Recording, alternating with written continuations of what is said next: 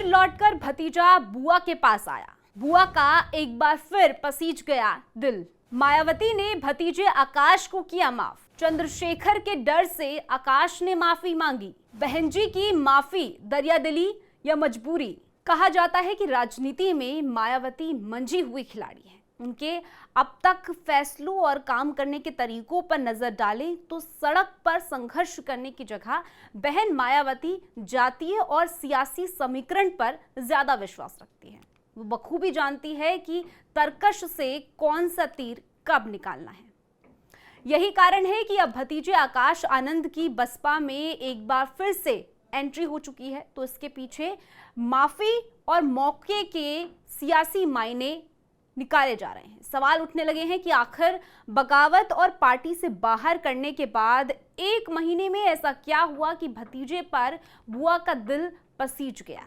क्या मायावती का आकाश आनंद को माफ करना चंद्रशेखर से मिल रहा राजनीतिक खतरा था, या आनंद के माफी मांगने की वजह चंद्रशेखर के उत्तराधिकारी बनने का डर था?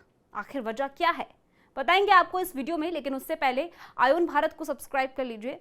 स्वागत है आपका, मेरा नाम ताना अधिकारी। लगातार सियासी चुनौतियों से जूझ रही बहुजन समाज पार्टी में एक बार फिर से बड़ा बदलाव हुआ है। मायावती के भतीजे आकाश आनंद ने माफी मांगकर जहां एक फिर से पार्टी में घर वापसी की है, वहीं बुआ ने भी एक मौका देने की बात कहकर उन्हें माफ कर दिया है। लेकिन सवाल उठने लगा है कि पार्टी से बाहर करने के बाद 1 महीने में ऐसा क्या हुआ कि भतीजे पर बुआ का दिल पसीज गया? आखिर मायावती के आकाश आनंद को माफी और मौका के पीछे वजह क्या है? देखा जाए तो ये पहले से ही माना जा रहा था कि आकाश आनंद को मायावती ने भले ही पार्टी से बाहर का रास्ता दिखा दिया हो, लेकिन आकाश के घर में वापसी जल्द होगी। अब इसके पीछे मजबूरी मायावती की भी थी और भतीजे आकाश आनंद की भी थी। वो कैसे, ये समझिए।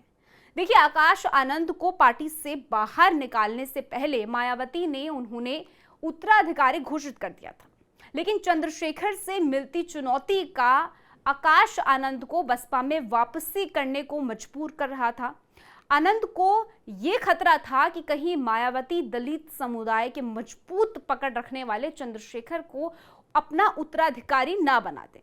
दूसरी तरफ मायावती को भी अपने कैडर और नेताओं को बचाने का डर सता रहा था, जिसमें लगातार विरोधी दल सिंधमारी कर रहे थे। दूसरा, पार्टी कैडर निराश होता तो वो सपा और चंद्रशेखर की ओर भी कूच कर सकता था। कहा जा रहा था कि पार्टी चलाने से विरोधियों को जवाब देने तक सभी जिम्मेदारियां मायावती के पास आ गई थी। भले ही खुलकर नेता या कैडर उनके फैसले के खिलाफ ना जाए, लेकिन उनका रुख बसपा सुप्रीमो को नजर आने लग गया था। इस तरह से पार्टी कैडर की मांग हो या फिर पार्टी का भविष्य का चेहरा हो, आकाश आनंद की जरूरत को मायावती महसूस करने लगी थी। मायावती ने इसी के चलते ये फैसला लिया। जिस तरह से आकाश आनंद की बसपा में वापसी हुई है, उसको देखकर तो ऐसा लग रहा है कि इसके लिए बाकायदा स्क्रिप्ट तैयार की गई थी।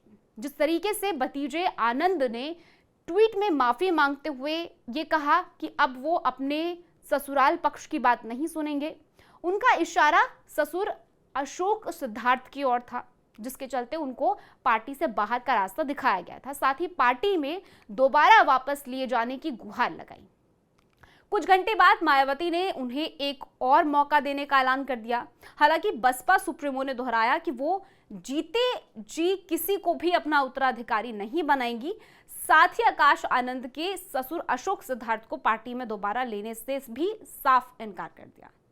लेकिन ये राजनीति है और राजनीति में कभी भी कुछ भी होना संभव है। खैर, अब भतीजे आकाश आनंद की बसपा में री एंट्री हो चुकी है। अब देखना होगा कि मायावती बसपा का युवा चेहरा होने के नाते आकाश आनंद का कितना फायदा उठाती हैं। हालांकि वो जाटव समुदाय से आते हैं और इस वक्त मायावती के लिए डूबती नाव का तिनके की सहारा है। ऐसे में ये बसपा की डूबती नाव को किस तरह से सहारा देंगे, ये आने वाले वक्त में देखने को मिलेगा। और आखिर में एक और बड़ा सवाल कि अब जब भतीजे आकाश आनंद को बुआ मायावती ने माफ कर दिया है, तो क्या दामाद के बाद ससुर को भी माफी मिलेगी? क्या एक बार फिर से मायावती आकाश के ससुर अशोक सिद्धार्थ पर भी दोबारा भरोसा कर पाएगी? इन सवालों का जवाब अभी मिलना बाकी है। बाकी आप इस पूरे मुद्दे को लेकर क्या सोचते हैं, अपनी राय कमेंट सेक्शन में जरूर बताइएगा। बाकी देश और दुनिया की ऐसी खबरों के लिए आप जुड़े रहिए आयुन भारत के साथ।